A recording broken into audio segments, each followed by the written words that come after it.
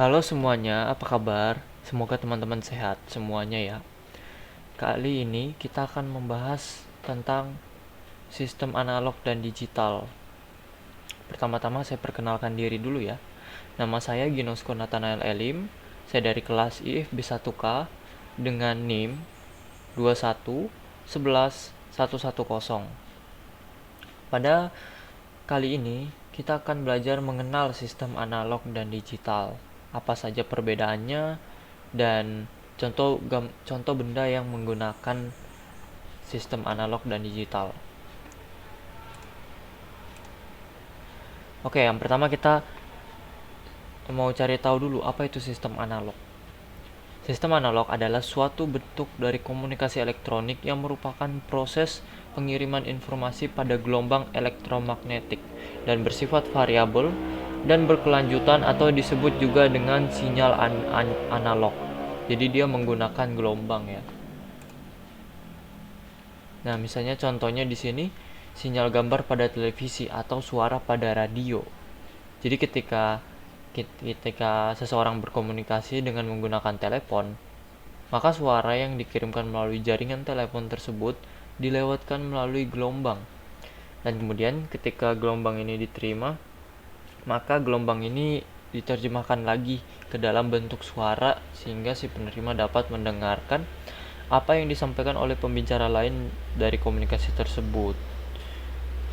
Jadi bisa dikatakan semua semua sistem analog itu pasti menggunakan gelombang. Nah, contoh benda yang menggunakan sistem analog, misalnya ada speedometer ya. Speedometer mobil, di motor pasti menggunakan analog ya.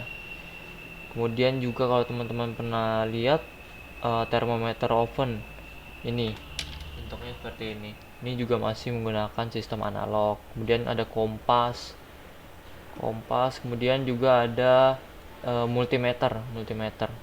Jadi kebanyakan yang analog itu menggunakan jarum ya, kebanyakan. Jadi masih bersifat continue dia. Kemudian kita mau cari tahu apa itu sistem digital. Kan tadi kita udah bahas sistem analog. Sistem digital adalah suatu sistem yang berfungsi untuk mengukur suatu nilai yang bersifat tetap atau tidak teratur dalam bentuk diskrit berupa digit-digit atau angka-angka. Contohnya bilangan integer dan pecahan. Ya, dari katanya digital berarti ada digit ya, digit, angka-angka. Nah, ini terdiri dari beberapa rangkaian digital atau logika, komponen elektronika, dan elemen gerbang logika. Jadi, sistem digital ini sebenarnya di dalamnya itu terdapat rangkaian elektroniknya.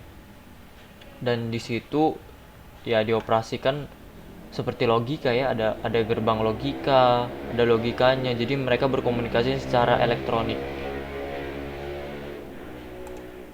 Nah, di sini selanjutnya contoh benda yang menggunakan sistem digital.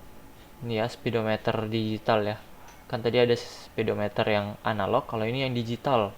Yang beberapa motor kebanyakan sudah pakai ini juga sih. Dan ini ada juga termometer digital, kalkulator digital, kemudian juga ada jam digital. Dan ini perbedaan gelombang digital dan analog. Kalau analog dia gelombang-gelombang, kalau di sinyal digital itu dia seperti ini nih, bentuknya persegi. Jadi ada intervalnya ya. Kalau di sini dia stop, kalau di sini baru turun lagi, baru berubah lagi. Jadi dia beda ya dengan sinyal analog. Nah, di sini kita mau tahu apa perbedaan sistem analog dan digital. Kalau analog rentan terhadap noise, sedangkan digital dia tahan terhadap noise. Yang kedua, sinyal yang diterima diproses dengan diulang dan diamplifikasi. Sedangkan digital, proses regenerasi dilakukan bagi sinyal yang diterima. Kemudian yang ketiga, mudah terjadi crosstalk. Kalau digital bebas dari crosstalk. Kemudian 4, bentuk sinyalnya continue. Kalau digital bentuk sinyalnya discrete.